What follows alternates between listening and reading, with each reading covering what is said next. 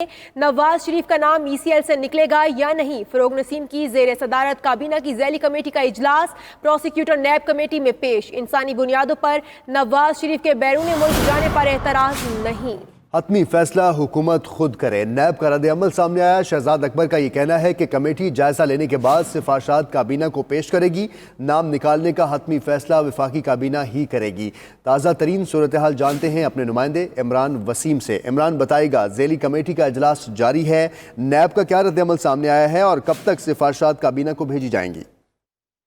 देखें, ये जो इजलास है ज़ैली कमेटी का वज़ीर कानून फरूख नसीम की सरबराही में चल रहा है। तकरीबन 10:30 बजे शुरू हुआ था और 1.5 घंटा जो है इस इजलास को हो चुका है।